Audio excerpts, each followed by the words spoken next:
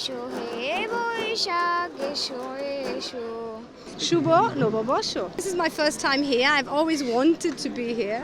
And I watch this always on YouTube videos. And this is for real. This does really happen. And the quality of the artwork, the quality of the event itself, the safety, the colors, the coming together, the feeling, the music, it's absolutely amazing.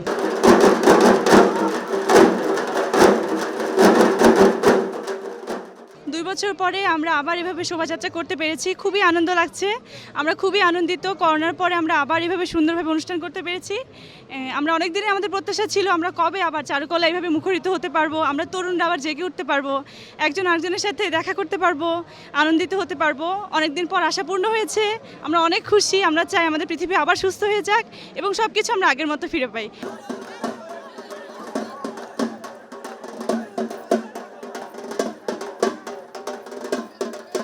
এই যে প্রাণের মেলা উৎসবটা হওয়া ভীষণ রকম জরুরি এবং সরকার যে এই ধরনের একটা উদ্যোগ নিয়ে একটা পরিবেশ সৃষ্টি করছেন, এটা আমাদের জন্য, বাংলা সংস্কৃতির জন্য, কৃষ্টির জন্য ভীষণ রকম আনন্দের। এবং আমি মনে করি আমরা সবাই সমগ্র বাংলাদেশের সমগ্র জাতপাত ভুলে সবাই আমরা দেশকে এগিয়ে নিয়ে যাব, কোনো হিংসা নয়, বিদ্বেষ নয়। শুভ নববর্ষ। ভীষণ আনন্দ লাগছে, কারণ এতদিন একেবারে ঘরের ভিতর নির্জীব অবস্থায় ছিলাম, প্রাণ পেয়েছি মনে হচ্ছে এতদিন পরে বের হয়ে।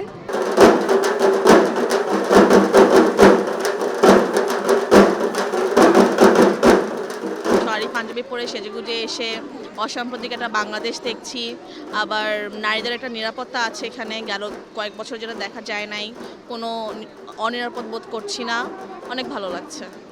আমাদের ঈদ হচ্ছে মুসলমানদের জন্য, পূজা হচ্ছে হিন্দুদের জন্য বড় উৎসব, কিন্তু একমাত্র বর্ষবরণ বা পহেলা নববর্ষ হচ্ছে সকল ধর্মের মানুষের জন্য একটা প্রাণের উৎসব। আর তাই এই প্রাণের উৎসবে এসে আমরা সবাই আনন্দিত।